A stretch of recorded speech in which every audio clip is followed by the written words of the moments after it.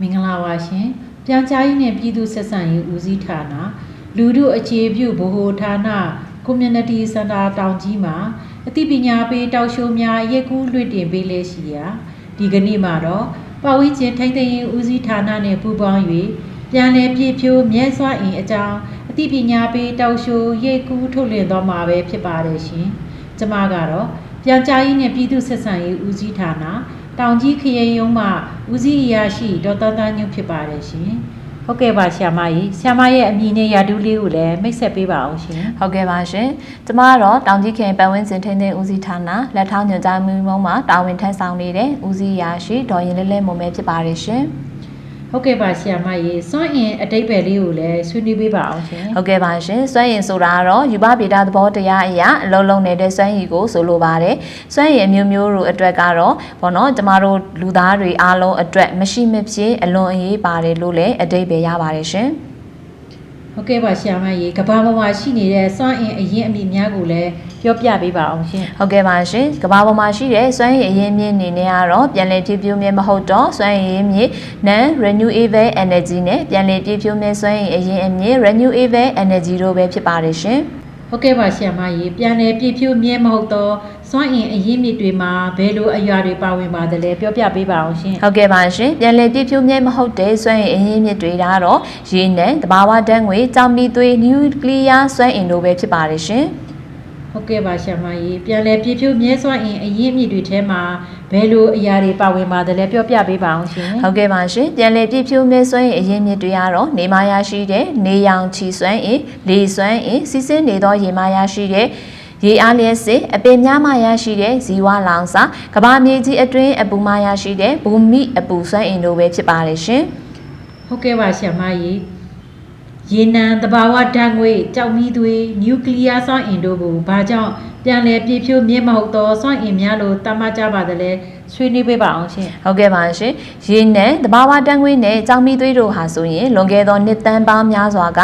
ရှင်သန်နေထိုင်ခဲ့ကြတဲ့တိရစ္ဆာန်များနဲ့အပင်များရဲ့ရုပ်ကျွင်းများမှရရှိလာတဲ့အပြင်သူတို့ကိုတနည်းအားဖြင့်ရုပ်ကျွင်းလောင်စာလို့လည်းခေါ်ကြပါတယ်ရှင်အဲ့ဒီလိုရုပ်ကျွင်းလောင်စာတွေရရှိဖို့အတွက်ဆိုရင်နှစ်သန်းပေါင်းများစွာကြာမြင့်မှသာရရှိတဲ့အတွက်ပြန်လည်ပြည့်ဖြိုးမြဲမဟုတ်သောစွမ်းအင်များလို့သတ်မှတ်လာကြပါတယ်နောက်ပြီးတော့နျူကလ িয়ার စွမ်းအင်ဟာလည်းပြန်လည်ပြည့်ဖြိုးမြဲမဟုတ်သောစွမ်းအင်အရင်းမြစ်ဖြစ်တဲ့အတွက်ယူရေနီယံမှအက်တမ်များကိုခွဲထုတ်ရှင်းမှဖန်တီးထုတ်ယူထားရှင်းကြမလို့ယူရေနီယံကိုကမ္ဘာမြေ၏အပေါ်ယံအလွှာတွင်တွေ့ရှိနေတော့လေတူဖို့ရန်ခက်ခဲတဲ့အတွက်တန်ဖိုးကြီးလွန်းသည့်အတွက်နျူကလ িয়ার ဓာတ်အားပေးစက်ရုံများ၏လောင်စာအနေဖြင့်လည်းအသုံးပြုကြပါတယ်ရှင်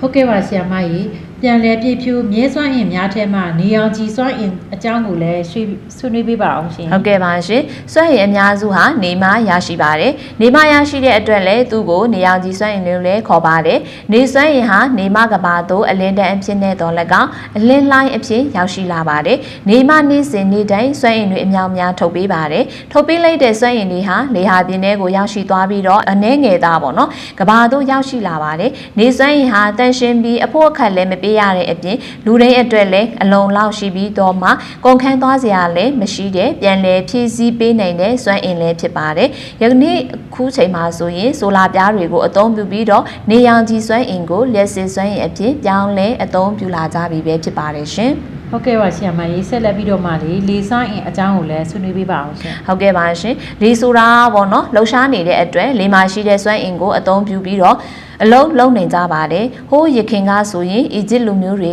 ကလေအစွမ်းအင်ကိုအသုံးပြုပြီးတော့နိုင်မြစ်ထဲမှာရွယ်လွင်ခဲ့ကြပါတယ်လေတိမ်မှုဖြစ်ပေါ်လာမှုဆိုရင်နေကအဓိကချတဲ့အချက်ဖြစ်ပါတယ်နေပူတဲ့အခါမှာကဘာမြေကပူလာပါတယ်မြေကရေထက်အပူကိုစုပ်ယူတာမြန်ပြီးပြန်လည်ထုတ်ယူတာလည်းပုံမမြန်ပါတယ်မြေပြင်မှာရှိတဲ့လေကရေပြင်မှာရှိတဲ့လေထက်ပိုပူလာပါတယ်ပူနေတဲ့လေတွေကအထက်သို့တက်လာတဲ့အခါမှာပိုအေးတဲ့လေတွေကအပေါ်တက်သွားတဲ့အတွက်လေဟာနေတဲ့ဘောနော်နေရာကိုအစားထိုးဝင်ရောက်လာပြီးတော့လေတွေလှုပ်ရှားမှုဖြစ်ပြီးလေတိမ်မှုတွေဖြစ်လာပါတယ်အဲ့ဒီအတွက်ကဘာပေါ်မှာနေပူသမျှကာလပတ်လုံးလေတိမ်မှုလည်းရှိမှာဖြစ်ပါယခုအချိန်မှာဆိုရင်လေဖန်းဒေတာ Wi-Fi တွေမှာလေစွမ်းအားသုံးစွမ်းအင်ထုတ်ဆက်တွေကိုအသုံးပြုပြီးတော့လက်စစ်ဓာတ်အားသုံးစွဲနေအောင်ပြုလုပ်လာကြပြီပဲဖြစ်ပါတယ်ရှင်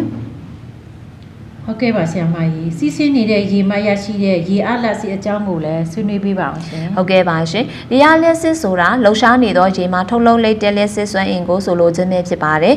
်ရေအားလျှက်စစ်ထုတ်ယူဖို့ဆိုရင်အရင်ဆုံးမြစ်ကိုဖြတ်ပြီးဆယ်တီဆောက်ရင်လိုပါတယ်အဲ့ဒီလိုတီဆောက်လိုက်တဲ့အခါမှာတော့ရေကိုတားထားသလိုဖြစ်သွားပြီးရေလောင်ကန်အကြီးကြီးဖြစ်လာပါတယ်ရေလောင်ကန်မှရေတကားတွေဖွင့်လိုက်တဲ့အခါမှာဆိုရင်ရေလောင်ကန်တဲ့အခါနေရေတွေဟာဆယ်တဲကိုစီးဝင်လာပါတယ်အဲ့ဒီလိုစီးဆင်းလာတဲ့ရေတွေဟာပိတ်ကြီးတွေစီကိုအရှိန်နဲ့စီးဝင်လာတဲ့အတွက်အဲ့ဒီရေအားတွေကြောင့်ဒလက်တွေကိုစတင်နေပတ်ပြီးတာပိုင်ကြီးကနေလျှက်စစ်တအားကိုထုတ်လုပ်ပါတယ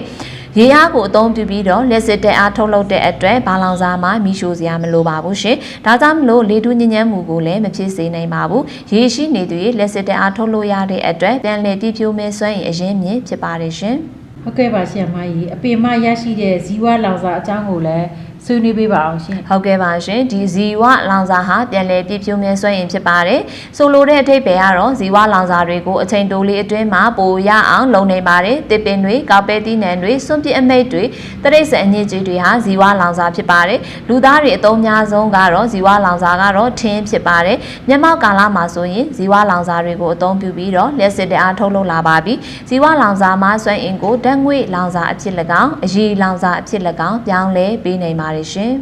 ်ဟုတ်ကဲ့ပါဆရာမကြီးကဘာမြေကြီးအတွင်းမှာအပူရရှိသည့်ဘူမိအပူစွမ်းအင်အကြောင်းကိုလည်းဆွေးနွေးပေးပါအောင်ရှင်ဟုတ်ကဲ့ပါရှင်မြေကြီးအတွင်းမှာအပူတနည်းအားဖြင့်ဂျီယိုသာမယ်ဆိုတဲ့ဂျီယိုသာမယ်လို့ခေါ်တဲ့ဝေါဟာရကဂရိဘာသာစကားကနေဆင်းသက်လာပြီးတော့ဂျီယိုဆိုတာကမြေလို့အဓိပ္ပာယ်ရပြီးသာမယ်ဆိုတာကတော့အပူလို့အဓိပ္ပာယ်ရပါတယ်ကဘာမြေကြီးဟာပေါ့နော်ကဘာမြေအတွင်းမှာအလွန်ပူပါတယ်ဘာကြောင့်မလို့လဲဆိုတော့ကဘာမြေကြီးဟာအလွှာ၃လွှာရှိပါတယ်ပင်မအလွှာ coal ရဲ့အပြင်လွှာ mantle အပေါ်အလွှာ crash တို့ဖြစ်ပြီးတော့မှပင်မအလွှာဆိုရင်မာကြောခိန်မှာပြီးအစိမ်ခဲဖြစ်ပြီးတော့သူ့ရဲ့အလွှာပတ်လည်တွေမှာတော့အပြင်လွှာတည်ရှိနေပါတယ်အဲ့ဒီအပြင်လွှာကိုတော့တန်တွေကြောက်သားတွေနဲ့ဖွဲ့စည်းထားပြီးအဲ့ဒီအလွှာပူပြင်းလွန်းတဲ့အတွက်ကြောက်တွေဟာအရေးပြောနေပါတယ်အဲ့ဒါတွေကိုတော့ချောရည်လို့ခေါ်ပါတယ်နောက်ကျန်တဲ့အလွှာကတော့အပေါ်လွှာဖြစ်ပြီးပင်လယ်တွေတောင်တန်းတွေနဲ့ဖွဲ့စည်းထားပါတယ်တချို့နေရာမှာဆိုရင်တော့မက်မာဟာကဘာမြေမျက်နှာပြင်နဲ့နီးကပ်နေတဲ့အတွက်မြေအောက်ရေကိုပူစေပါတယ်။စွန့်ရင်ထုတ်လုပ်ပေးတဲ့စက်ရုံတွေဟာမြေအောက်ရေပူတွင်းမှာရတဲ့အပူငွေ့ကိုလက်စစ်ထုတ်လုပ်ရမှာသုံးကြပါတယ်။ရေနွေးငွေ့ကိုတာပင်ဆက်တွေကိုလက်ပတ်စေပြီးတော့လက်စစ်တအားကိုလည်းထုတ်ယူပါတယ်။မြေအောက်အပူမှာထုတ်လုပ်တဲ့စွမ်းအင်ဟာတန်ရှင်းပါတယ်။ဘာလောင်စာကိုမှလည်းမီးရှို့စေရမလိုပါဘူး။ဒါကြောင့်မလို့လေတူးညဉ့်ညမ်းမှုကိုလည်းမဖြစ်စေနိုင်ပါဘူး။ရေနွေးငွေ့ကိုရေအပြည့်ပြောင်းလဲပြီးမြေကြီးထဲကိုပြန်လည်ရောက်တဲ့အတွက်သူကလည်းပြန်လည်ပြည့်ဖြိုးမဲစွမ်းအရင်မြစ်ပဲဖြစ်ပါတယ်ရှင်။ဟုတ်ကဲ့ပါဆရာမကြီးပြန်လည်ပြည့်ဖြိုးမဲစွမ်းအင်များကိုအသုံးပြုခြင်းအပြင်ပတ်ဝန်းကျင်အပေါ်အကျိုးသက်ရောက်မှုများအနေဖြင့်ဘယ်လိုကောင်းကျိုးတွေရရှိနိုင်တယ်ဆိုတာလည်းပြောပြပေးပါအောင်ရှင်ဟုတ်ကဲ့ပါရှင်ပြန်လည်ပြုမြဲစွမ်းရည်တွေကိုကျေပြန့်စွာသုံးသင့်တဲ့အကြောင်းရင်းများအနေနဲ့လေတူးညဉ့်ညမ်းမှုကိုဖြစ်စေသောအရာများနဲ့ဖန်လုံအိမ်ဓာတ်ငွေ့ထုတ်လွှတ်မှုကိုရှော့ချရန်အတွက်ဖြစ်ပြီးတော့မှပြန်လည်ဖြစ်တင်းနိုင်တဲ့စွမ်းရည်အရင်းမြစ်ဟာလူသားတို့အတွက်ဘေးထွက်ဆိုးကျိုးဖြစ်စေနိုင်တဲ့အစိတ်အသင့်ပစ္စည်းများထုတ်လွှတ်မှုကိုရှော့ချမယ်တားဆီးရာတွေမှာအထောက်အကူပြုနိုင်တဲ့အပြင်တဘာဝတင်ဇာတာအရင်းမြစ်တွေကိုလည်းရောနှဲမှုမရှိအောင်ထိမ့်သိမ်းပေးနိုင်စွမ်းရှိပါတယ်။ဘာဖြစ်လို့လဲဆိုတော့သူတို့ကတဘာဝအတိတ်စွမ်းအင်ကိုအလိုအလျောက်ပြန်လည်ဖြစ်တင်းနိုင်သောပြန်လည်ပြည့်ဖြိုးမြဲစွမ်းရည်အရင်အမြင်များဖြစ်တဲ့အတွက်ကြောင့်မလို့ဖြစ်ပါတယ်ရှင်။ဟုတ်ကဲ့ပါရှင်မကြီးပြန်လည်ပြည့်ဖြိုးမြဲစွမ်းအင်များကိုအသုံးပြုခြင်းအပြင်ရရှိလာနိုင်တဲ့ကောင်းကျိုးများအကြောင်းကိုလည်းဆွေးနွေးပေးပါအောင်ရှင်။ဟုတ်ကဲ့ပါရှင်။ပြန်လည်ပြည့်ဖြိုးမြဲစွမ်းအင်ကိုအသုံးပြုခြင်းအပြင်ရရှိနိုင်တဲ့ကောင်းကျိုးတွေကတော့ပတ်ဝန်းကျင်နဲ့သဟဇာတဖြစ်တဲ့စင်ဆက်မပြတ်နဲ့ပြန်လည်ဖွံ့ဖြိုးမှုတွေဖြစ်တဲ့ရုပ်ကျင်းလောင်စာတွေအပေါ်မှာမိခိုအားထားရမှုတွေဟာရှော့ချနိုင်တဲ့ပြုပြင်ထိန်းသိမ်းကုန်ကြစရိတ်လျော့နေတဲ့အလောက်ကိန်းခွင့်လန်းတွေကိုဖန်တီးပေးနိုင်တဲ့စွမ်းရည်ဆိုင်ရာပฏิပက္ခတွေကိုလည်းရောပါတယ်။ကျန်းမာရေးဆိုင်ရာလေးလည်းကောင်းမွန်မှုတွေများပြားလာတဲ့ဖန်လုံအိမ်ဓာတ်ငွေ့ထုတ်လွှတ်မှုနဲ့ပါတဲ့အတွက်အိုဇုံးလာထိခိုက်မှုတွေကိုလည်းရှော့ချပေးနိုင်တယ်လို့လေတူးညဉ့်ညမ်းမှုကိုလည်းရှော့ချရှင်စားတဲ့ကောင်းတဲ့အကျိုးကျေးဇူးများကိုရရှိစေနိုင်ပါတယ်ရှင်။ဟုတ်ကဲ့ပါရှင်။ဒီကနေ့မှာတော့ပတ်ဝန်းကျင်ထိန်းသိမ်းရေးဦးစီးဌာနနဲ့ပူးပေါင်း၍ပြန်လည်ပြည့်ဖြိုးမြဲစွမ်းအင်အကြောင်းအသိပညာပေးတောက်ရှိုးရိတ်ကူးထုတ်လွှင့်ပေးသွားတာပဲဖြစ်ပါတယ်ရှင်။နောက်ပတ်တွေမှာလည်းဘယ်လိုအကြောင်းအရာများကိုရိတ်ကူးထုတ်လွှင့်သွားမယ်ဆိုတာရှမ်းရိုးမပေးချယ်ရီမေပေးနဲ့ community center ပေတွေမှာစောင့်မျှော်ကြည့်ရှုနိုင်ပါတယ်ရှင်။